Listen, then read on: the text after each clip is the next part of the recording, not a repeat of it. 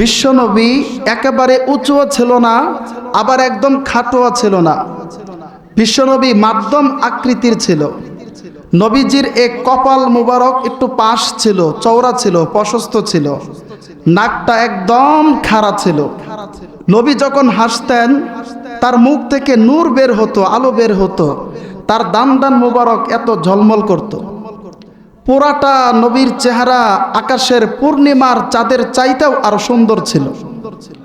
আমার ভাইরা, আমার বন্ধুগণ, হযরতে সামুরা রাদিয়াল্লাহু তাআলা আনহু একবার জ্যোৎস্না রাতে বিশ্ব নবীর মুখের দিকে তাকাইলো, আর একবার চাঁদের দিকে তাকাইলো। সাহাবী দুনিয়ার মানুষদেরকে বলে, ও দুনিয়ার মানুষ, আমি জ্যোৎস্না রাত্রে একবার নবীর চেহারা দেখেছি, আরেকবার পূর্ণিমার চাঁদ দেখেছি।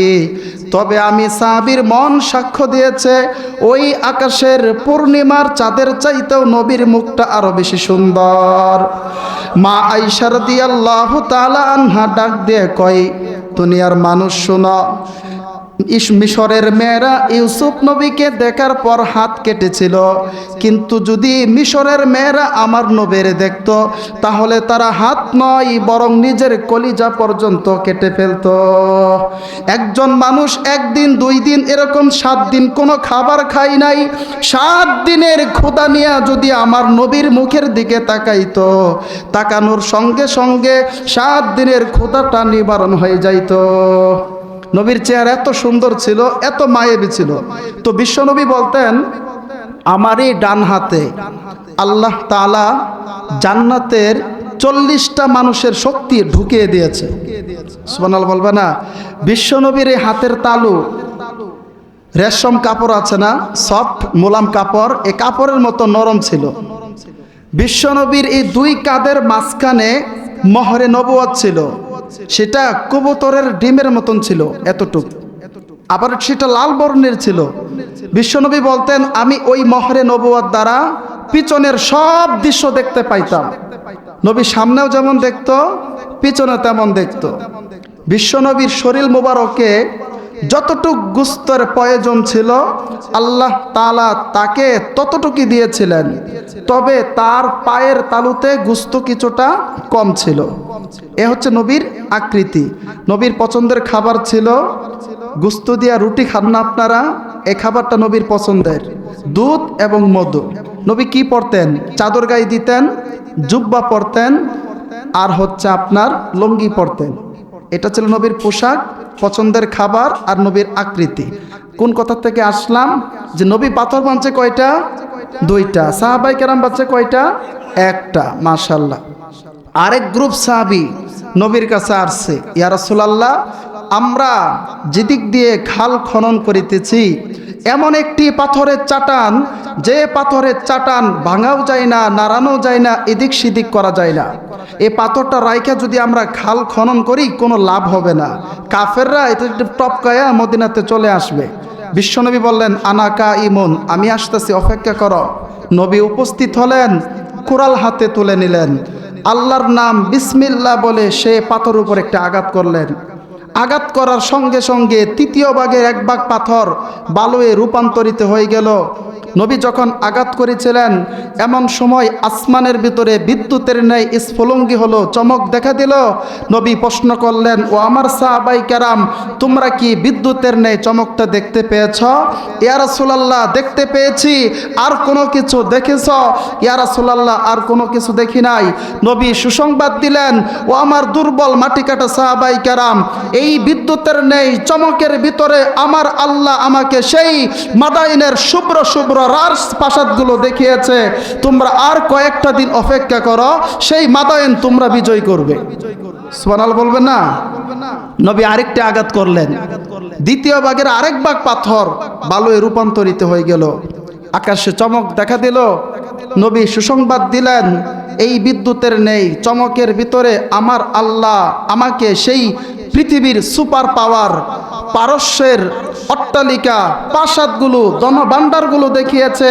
ও আমার মাটি কাটা দুর্বল সাহাবায়ে কেরাম, আর কয়েকটা দিন অপেক্ষা করো, সেই পারস্য তোমরা বিজয় করবে, তাদের ধনভাণ্ডারগুলো তোমাদের হাতে বণ্টিত হবে, আর তাদের দম্ভ অহংকার মাটির সঙ্গে একাকার হয়ে যাবে। নবী আরেকটি আঘাত করছেন, পুরাটা পাথর বালুয়ে রূপান্তরিত হয়ে গিয়েছে। তৃতীয়বার সময় নবী যখন আঘাত করেছিলেন, আবার আকাশে চমক দেখা দিল। নবী সুসংবাদ দিলেন, এই বিদ্যুতের নেই, চমকের ভিতরে আমার আল্লাহ আমাকে সেই রোম সম্রাটের অট্টালিকা প্রাসাদগুলো দেখিয়েছে। সাহাবায়ে কেরাম, আর কয়েকটা দিন অপেক্ষা করো, সেই রোম তোমরাই বিজয় করবে। নবী তিনটা আঘাত করছেন, পুরাটা পাথর বালুয়ে রূপান্তরিত হয়ে গিয়েছে। নবী তিনটা সুসংবাদ দিয়েছেন, মাদাইন বিজয় হবে, রোম বিজয় হবে, পারস্য বিজয় হবে। এই সংবাদ শুই না মদিনার কাফেররা, মুনাফিকরা হাসতেছিল। আরে মাটি কাটা সাহাবায়ে কেরাম, ক্ষুধার যন্ত্রণায় পেটে পাথর বান্ধ, আর চিন্তা করতেছ রোম বিজয় হবে, পারস্য বিজয় হবে, মাদাইন বিজয় হবে। অট্ট হাসিতে তারা হাসছিল সেই দিন। কিন্তু ইতিহাস কি বলে? আল্লাহর নবীর ইন্তেকালের পর খলিফা উমরের জামানায় সেই রোম বিজয় হয়েছে, পারস্য বিজয় হয়েছে, মাদাইন বিজয় হয়েছে। নবীর কথাটাই সত্যে প্রমাণিত হয়ে গিয়েছে। নবীর কথা বিশ্বাস করেন আপনারা? কে বিশ্বাস করেন? হাত তোলেন তো আরেকবার। নবীর কথা আমরা কে কে বিশ্বাস করি? যদি আমরা নবীর কথা বিশ্বাস করি, নবীর একটা ভবিষ্যৎবাণী শুনেন। আল্লাহর নবী বলে গিয়েছেন, লা ইবকা আলা যহরিল আরদি বাইতু মাদারিন ওয়ালা ওয়াবারিন ইল্লা আদখালাহুল্লাহুল ইসলাম ইম্মা বিইজ্জি আজিজি ওয়া ইম্মা বিজিল্লি জালিল। এই পৃথিবীতে এমন কোনো ঘর অবশিষ্ট থাকবে না, চাই সেটা শহরের রাজপ্রাসাদ হোক অথবা গ্রামের ভাঙ্গা কোনো কুড়ে ঘর হোক, তাঁবুর মধ্যে একটা বেদুইনের ঘর হোক, ইল্লা আদখালাহুল্লাহুল ইসলাম, প্রত্যেকটা ঘরের মধ্যে ইসলাম প্রবেশ করবে, আর প্রত্যেকটা ঘরের ছাদের উপর ইসলামের ঝান্ডা উড়বে। সেই ইসলামের চূড়ান্ত বিজয় রুখবার সাধ্য পৃথিবীতে কারো হবে না। আমরা নবীর কথা বিশ্বাস করি।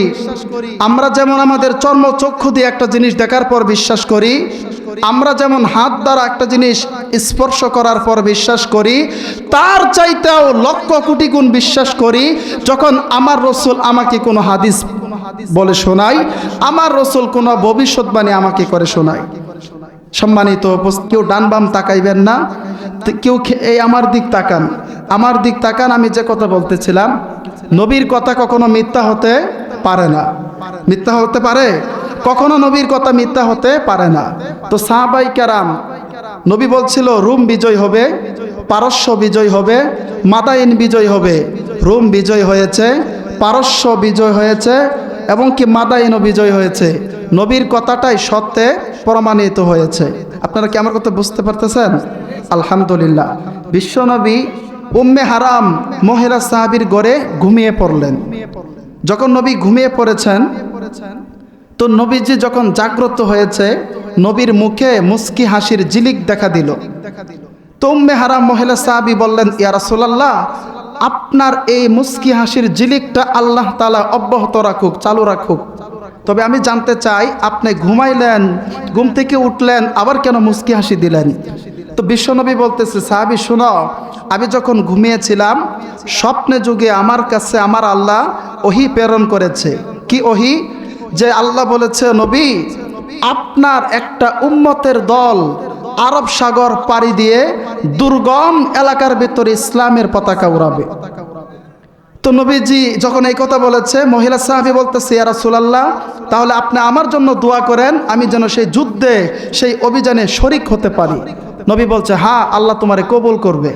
তো নবীজির ইন্তেকালের পর খলিফা উসমান রাদিয়াল্লাহু তাআলা আনহুর জামানায় আমিরে মুয়াবিয়া রাদিয়াল্লাহু তাআলা আনহুর নেতৃত্বে একটা দল আরব সাগর পাড়ি দিয়েছে, যুদ্ধের উদ্দেশ্যে রওনা দিয়েছে।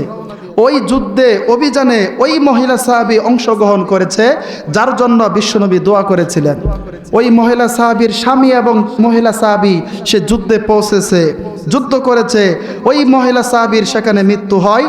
আজও পর্যন্ত কালের সাক্ষী হয়ে আছে তার কবর। বর্তমানে যেটা সাইপ্রাস, আরব সাগর পাড়ি দিয়ে সাহাবায়ে কেরাম দুর্গম এলাকার ভিতরে ইসলামের পতাকা উড়িয়েছিল। ওই জায়গার ভিতরে নবীজির কবরটা, ওই মহিলা সাহাবীর কবরটা আজও আছে। তাহলে আমরা হাদিস দ্বারা বুঝতে পারলাম, ইতিহাস দ্বারা বুঝতে পারলাম, নবীর কথা কখনো মিথ্যা হতে পারে না। আকাশ বাতাস এটা যেমন সত্য, মানুষ জন্মগ্রহণ করে মৃত্যুবরণ করে এটা যেমন সত্য, তার চাইতেও লক্ষ কোটি গুণ সত্য যখন আল্লাহর নবী কোনো হাদিস পাঠ করে।